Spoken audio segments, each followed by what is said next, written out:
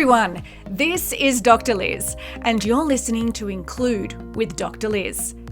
This show is about everyone, all people, including you.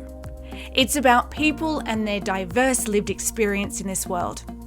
I chat with guests to get to know them, their identities, and their inclusion needs, so we all have an opportunity to understand how best to include them, so together we can create a world where everyone thrives. Ivy is a hiking-loving, vegetable-avoiding, ambitious and determined published author on the autism spectrum. Identifying as LGBTQI+ with chronic and mental illness, Ivy helps neurodivergent female entrepreneurs turn their passions into profits. Welcome, Ivy. Hello, thank you so much for having me. Thank you for joining me. Now, I want to know about this book of yours. Tell me, what's it about? Yes. So I do have a poetry memoir that was published back in 2019. It is called Unveiled, a Poetry Memoir. It is split into 3 sections. It is my story, my pain, and my future. And it basically talks about everything that I went through in my childhood and what I hoped that my future would look like. And basically, I write for my own healing, but I publish for the healing of others. Oh, I love that. What have you healed from? I need to now know this. Oh, so much, and so much is continued healing. It's always a process. When I was 3, my biological father attempted to end my life, as well as his own and my brother's, who was 3 months old. Then I went through childhood trauma and toxicity of living with a narcissist and going through all of that, which then led to bullying, my journey into a very young marriage and then a young divorce while going through my battle with chronic illness. And then that led to some other very toxic and unhealthy abusive relationships. And now I'm in a very happy and healthy relationship that I love. And I am doing what I love by helping others now. I need to pause and breathe and take all of that in, as all listeners probably are doing right now as well. I think even just sharing all those bits, I mean, that's a lot, like even just to start to unpack, right? But if really what it highlights is intersectionality at its finest, if you want to call it, because it's not just one thing. You're not just one thing. You are layers upon layers of experience and identity. This will be an interesting conversation today, I think. All right. So yes, it is about inclusion. And like every other guest, you completed a questionnaire. Big long list of identities to choose from, and you ticked off 5. What were they for you? So I am female. My pronouns are she, her. I also identify as bisexual, which is not always publicly known. I think because I'm in a lot of straight-facing relationships, not many people know it, but I tend to refer to my boyfriend as my partner. I also have autism and ADHD, which is only new knowledge to me, but looking back, I'm realizing that somebody should have realized this so much sooner. And then I also have 22 chronic illnesses. Almost all of them are incurable, and then a few of them are mental as well, anxiety, depression, things like that. 22 Mm-hmm. chronic illnesses. Wow. Okay. So tell me about your health. I don't know. I don't want to call them battles. You know, like there's these terms that people use. Okay, let's just talk about your health for a minute. How do you identify with your chronic illnesses, if at all? Yes. So when you took that pause before you wanted to say battle, my brain immediately said journey. And because I see them as both a blessing as a curse. If I had never gotten sick, I would have never realized, hey, all of those signs and symptoms and those things were just warnings. It was my body trying to say, hey, something's wrong. Take a personal inventory, pay attention, and make the changes that are necessary, and you will feel better again. I was the person that was working 3 jobs and 11 after school activities. I was a 4-year varsity sport team member. I was doing all of the things to try to get out of my toxic home when I was younger. And so I didn't sleep. I stayed up late reading, doing homework, all of those things, making my body worse. When I got into a relationship with my ex-husband, things went downhill. I ended up wheelchair bound and homebound, and I was on like 15 prescriptions a day. It was really, really bad. And now I'm at the point that I am listening to my body. When something is wrong, I take an inventory of what is around me, what job I'm doing, who I'm allowing in my life. And it makes it's very clear to me now. It was not ever in the time, but it's very clear, like, hey, this is toxic. You need to get out of this. And then I pretty much like my symptoms cure after that. So I've been in remission for over 5 years, and I still have bad days, but for the most part, they're mostly good. And just the occasional chronic pain is Mm. mostly the worst of it. I like that you use the term remission, because that reminds you that if you don't continue to look after yourself, that you don't continue to make good decisions that are in your best interests, then you could quite likely end up being very unwell again. Yes. And the moment that even a simple symptom pops up for me, I am immediately taking inventory because I know what it's like to have my legs give out and to sleep on the floor because I can't get back up. I know what it's like to have to depend on other people around me, which it's not toxic to have to depend on others. That's okay. But I know that it's not something that I enjoy. I don't like using mobility devices because it makes me feel a certain type of way. And that's just something that I have to deal with. Mm. But it immediately makes me think, like, oh no, this could get worse. What can I do to prevent it now? Where do we take this conversation from here? I mean, when you're that unwell, I mean, it sounds like not, I'm using the word crippling, emotionally crippling, right? I mean, I can only imagine that then that really did then potentially be the catalyst for your mental illness. Is that how it Mhm. connected for you? Some of it. So, because of the trauma that I dealt with in my childhood, I was diagnosed with PTSD at the age of 3. And so, then as I got older, with the additional trauma I experienced, it went into anxiety, depression, OCD. OCD really should have led into the autism diagnosis and the ADHD that I didn't know I had. Um, but I will say that it is kind of a cycle of when my it's hard because the environment you're in can cause the psychological symptoms, which can then cause the physical symptoms, but also the physical symptoms can also turn you into the psychological systems because if you know that you're getting sick, you can get depressed. But if you're getting depressed, you're not taking care of yourself, so you could get sick. And Mm. so it's this fun little cycle that I try to balance every day. The mind and body intrinsically linked.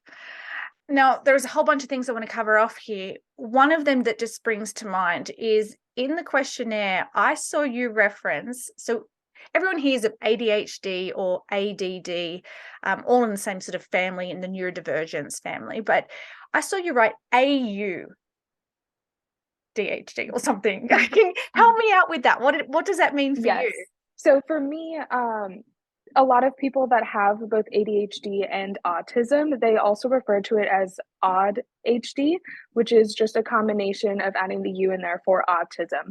And so it's not anything crazy. It's nothing, I'd say it's more new, as well as a lot of neurodivergence. I know that at first, when I saw the videos on TikTok that was like, hey, maybe you have ADHD, I was like, no, somebody would have noticed. And I always thought my brother had uh, ADHD. And so when I compared myself to my brother, I was like, we are nothing alike. He's impulsive and he gets angry and he does this and this and this. And he's always hyper. And I was like, I was not like that.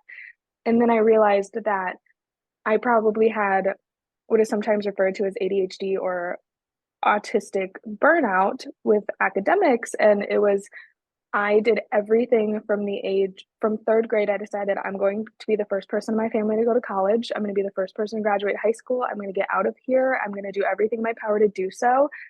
And so by the time I got to college is when the burnout kicked in. I got really, really sick. That was when I first noticed a lot of my symptoms.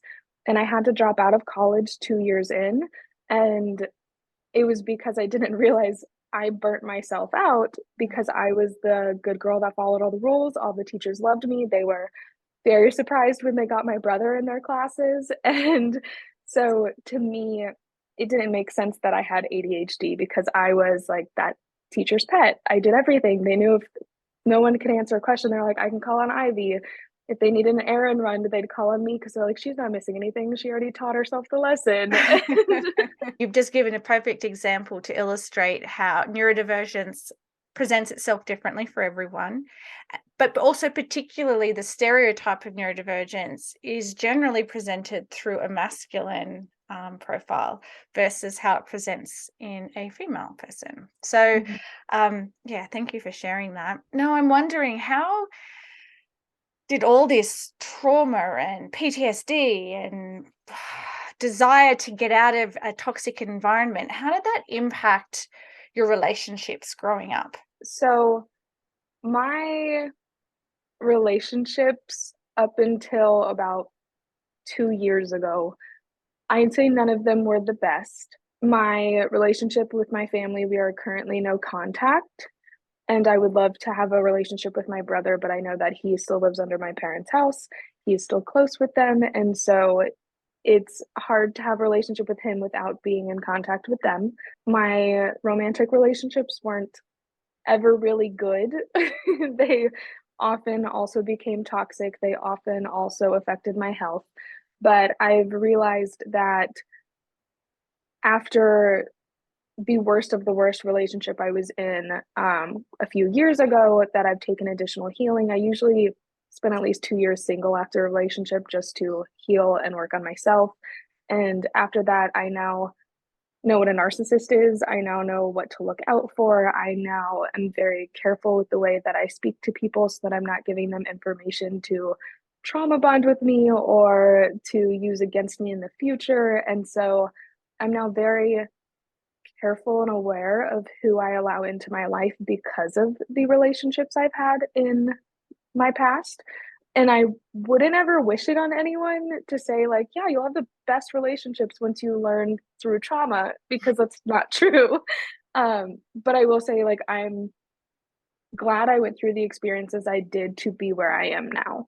Yeah, and you should absolutely feel so proud that you've been able to do that healing and identify when relationships aren't good for you, because all you've had modeled for you or represented for you are relationships that aren't good for you. And it's not Mhm. always easy to see through that. So, I mean, that's a huge milestone for you. So tell me about the process now of finding a relationship now that does feel safe and good and works for you. The relationship I'm in currently, I'm still kind of in awe of how the universe made this one happen, because none of it should have lined up the way that it did.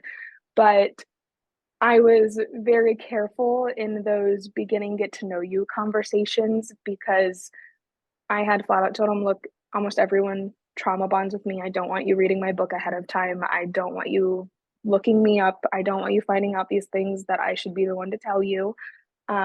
He was very respectful of that. And then I also made it very clear, I will answer whatever questions you ask me, but I'm not going to.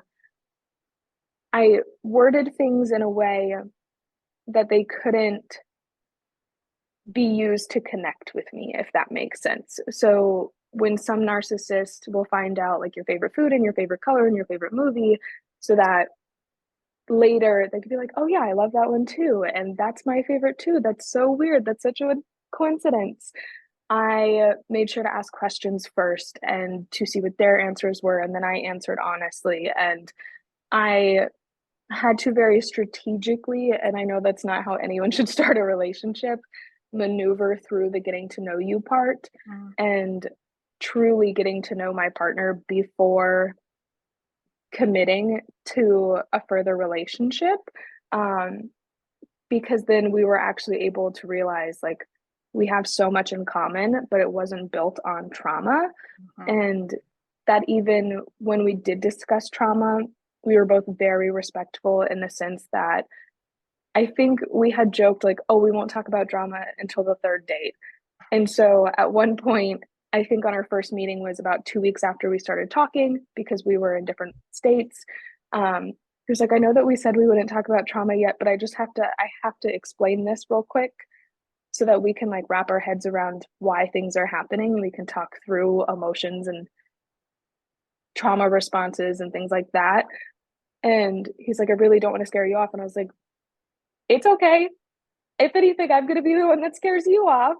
Um, and so we were very careful about when we discuss things, how we discuss them. Even now, if I'm overstimulated and I don't have typical autism tantrums, I more so get I withdraw and get inside myself, and then it's hard for me to verbalize the way that I'm feeling. And he's aware of that, and he tries to handle that. And sometimes I just get frustrated, and he's like, "Stop crying. It's okay. Like, we could talk through it." And I'm like, "Okay, just I need a moment to collect my thoughts." And because even in normal conversations, I sometimes have to write down things to remember while somebody else is speaking so I don't cut them off and they lose their train of thought, but I don't lose mine either. And so sometimes when it's you add on emotions on top of that, it gets a little tougher. Yeah. I think you're describing my relationship with my husband. I mean, if anyone's listening and they are in a relationship with someone that may be like you, right? That's the purpose of the podcast, is to learn about the needs of others, so that if we are in any form of relationship, work relationship, friendship relationship, love relationship, how we can better understand them so we can better meet their needs. Now, you described respect as something, and you actually put practical rules, if you want to call it, in place to define what respect is, because respect means different things to different people. So that was some great tips that you've shared for people. If we're making new friends and I come into your friendship circle, what can I do? What kind of behaviors can I demonstrate to show you that I'm respecting you, and that you feel safe? This is something I felt very guilty about in all of my relationships with my friends. Is sometimes with ADHD, if it's out of sight, it's out of mind. I might forget that you exist. If we don't work together, if I don't see you every day, if you aren't around me, if you're states away, because I often travel. And my best friend that I went to college with, she's a military wife, so she's never in the same spot either. And it's our friendship doesn't end because we haven't talked in 6 months. So sometimes it's not, I want to know what's going on in your life, but I'm going to forget to ask. So sometimes don't feel like you're bothering me. If you need to message me 6 times because I responded mentally to your text, but I didn't respond physically, please don't take it personally. And sometimes it's more so, rather than you doing a behavior, it's like, don't take it personally if I fall off the face of the earth. It's my bad. It's not on you. Also, I've learned, and you see a lot of TikTok videos and things like this and podcasts about men talking about women in the sense of sometimes, oh Lord, I That just doesn't lost my matter. train of thought. TikTok, women, men talking about women. Yes, sometimes it's just that. Oh, I might That's just right. have to come back Pause. to that one. See if it comes back for you, because there's no rush, no pressure. Or is it really gone? That one might just be really gone. Well, if it makes you feel any better, I reckon that your description of the ways of your thinking, even just if your friends aren't there, replying to text messages, or basically not replying, just replying in your head, you are describing me. Like, Yes. our brains might mirror each other. Yeah, I mean, I could not talk to friends for 3 years, but I still, in my head, they're one of my best friends. Sorry. So I think the thought was going to be about the fact, oh dear Lord, I just had it. It had something to do with the way, oh yes. So sometimes when women present a problem that they're experiencing, we're not looking for a solution, and a lot of men are solution oriented. We're looking for just a vent. We know we'll figure it out. It's fine. We just need to vent. And so sometimes with friends and trauma and things they're experiencing, I like to, when I'm having difficult conversations with a friend or I need to talk about something, because of I've dealt with a lot of trauma, I also used to just sprinkle bits of my life between my friend circle and never tell anyone all of it. Mm. But it can also be just, if you were having a really difficult day and you were going through something and you just said, "Hey, Ivy, I'm really going through something. Do you have the emotional and mental capacity right now to be there for me and to talk about it?" Mm. Is you respecting whatever I have secretly behind the wall that I'm not talking about, and just asking, "Is it okay if we discuss this?" And if you can't, I understand. Yeah. Because hopefully both of us would have some sort of support community where we could go to somebody else. But also, if I'm in the mental and physical and emotional space, be like, no, I can absolutely be here for you right now. Bring it on. And then I might also ask, do you want to vent or do you need a solution? Like, Mm. where do you want me to be in this right now? Or do you just need me to listen? I just think it's good advice for people to not take things personally when we have the courage to say, I can't right now. Now, with all your illnesses and knowing that if you aren't caring for yourself and being really protective of your space and the people that are in it, how does that impact your ability to work or be in a workplace? I was always the person that worked like 3 jobs until I got my first big girl job in marketing.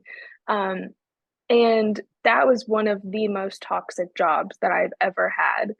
And when I noticed that my health started declining because of that job, I, being a type A planner and an Enneagram 6, said, I have to create a new plan. I have to figure out what I'm going to do, who I'm going to work for next. Like, where am I going after this? I didn't have any of those things lined up when I got the worst of the worst, and I quit and just let them know this is my 2 week notice. And they asked, where are you going? I said, I have no idea. And I've had to block that employer on all social media from reaching out. I've learned that I need to do that personal inventory of, if I am starting to feel unwell in any situation, I need to leave that situation. Mm. But I was also, which should have been the red flag from the beginning, during that interview, informed, because you did make it clear that you are disabled and you do have these health issues, I almost didn't hire you. While those types of practices are illegal, they still happen. And so there have been employers that have said, like, I am concerned that what happens if you end up in a wheelchair again? What happens if you end up in the hospital? And I understand we all have to run businesses, and it's not going to help if I'm somewhere else and I can't work. But that is also part of why I decided that seasonal work is good for me, why being an entrepreneur is good for me. Especially, I decided to try out seasonal work last year, and there were parts of it I loved. I was able to only work for 5 months of the year, and I made the entire salary for my whole year. And so I got to just travel for 7 months. But I also realized, on a day where my health went down so bad that I could not get out of bed and I called out for the only shift I had called out of the entire time I worked there, that I don't ever want to do that again. Mm. So that's when I decided I was going to pick up my business again that I'd put on the back burner, and allow myself the grace to create a business that works around my brain and my body and my personality type. I mirror exactly what you say there, how valuable project style type work works for people that are physically impacted by overworking, particularly if their style is to overwork. We're in good company here, Ivy. I think we've got so much in common. And quite honestly, for me, working for myself worked better because I am so honest and open and direct. That's not always a good trait for an employee. It can be quite career limiting, but also because I do get very impacted by my external environment. So if it is a toxic environment, I physically get sick. So I hear you. It is so important to very carefully pick your environments. And I want to pick up as well is for those going through an interview process and trying to find the right cultural environment for you. It's not always about cultural fit, but do look for those red flags. So the one that Ivy shared was really illegal and really obvious. Ivy, I wish I had given you some coaching before that. Yeah. I had one that I did turn the roll down because I saw the red flag. It wasn't illegal, but it was when I was just going through a process of really recognizing my authentic self and knowing that I wasn't going to give some of it away, right? Like it all has to come with me. You get all of me. And I had gone through copious numbers of interviews, and this was to be very senior in a university. And the final interview was with the vice chancellor. I usually say at the end of an interview, so is there are there any hesitations? Are there any reasons that you wouldn't hire me? And he says, well, we have talked about, we're wondering if we could cope with your energy. Like, it's a lot. I'm not sure we'd be able to cope with that and keep up with it every day. Finished the interview as it normally naturally finished. And then when they called me that day to offer me the job, I turned it down. And they're like, why? Well, because if you don't appreciate that's only part of me. You got me for an hour in an interview. That's not me 100% of the time. So bye. Yes, and I love that because you made me think of so many things when you were talking about it. I know looking back, there's so many things now that I'm like, oh, well, that was the autism and that was the ADHD, and that should have been fine. One of my previous employers, anytime that there was a problem within the business, I was like, okay, well, if this is what we do for the clients, I'm going to provide a solution to them as well. And one of the higher ups said, it kind of bothers me that you never give me the opportunity to problem solve. You always have the solution. And I was like, I Isn't that don't the definition understand. of the ideal employee? And then they also informed me, we can be working on a problem for 6 weeks and not know what to do, and you come in here immediately with a solution. It just comes off the top of your head and it's perfect, and it makes me feel really stupid. Because to me, I was like, but I'm here to solve the problems. That is what I'm here for. And it I didn't realize that between my Enneagram and my human design type, that I am here to cut corners, find the easiest solution without wasting time, to look at every what if to solve it ahead of time so we never endure it. Okay. I don't understand. So that says way more about him in that than it does about you. So Ivy, tell me, with all these superpowers we talk about, how are you bringing those to the world? What is it that you actually do for work now? Yes. So, in addition to being an author and working on my books, I am also what I consider an online business strategist for neurodivergent authors and entrepreneurs. At this point, I take them through my business was called Perfectly Ambitious. I take them through the Perfectly Ambitious Success Framework to set up all of their content, their systems, their automations, everything so that they can delegate, implement, and whatnot, their systems and strategies in order to scale their business effortlessly with their brain and their personality types because they are neurodivergent. Things work different for them. I basically just work from somebody from the idea to full blown creation and automation. I love everything that I do, and I help do everything basically. If I can sit there and help you pick out the name and then buy the domain and claim all the socials, all the way to creating an evergreen uh, podcast and newsletter and socials, I will do all of it, go above and beyond for my clients. Really, just to make sure that if they're having a bad mental health day or a bad physical day or something extenuating in their life is happening, that their business can run without them and their business and their sales don't have to suffer because of it. Oh, I love how you're approaching it from the whole person perspective. We make these assumptions that being an entrepreneur means that you have to be aspiring to be the next unicorn or, make millions or however many zeros are on the end of your financial statement at the end of the year. That's not the definition of success. And that's something that I work with my clients on in the first section of the framework is clarity. And it is also getting clarity not just on who you want to be working with, but what success looks like for you, what your ideal fully booked out looks like. For me, I take client calls 3 days a week, and I only work with clients on those days. I only take 2 calls per day. And that gives me, because I sometimes hyper focus, that gives me multiple days in a week that I can fully hyper focus on a project. If I could produce an entire course in a day, I have that space in my calendar. And same with, I know I only take podcasts on Tuesdays and I only try to do up to 2 a day. I tried 3 one day and that was too much.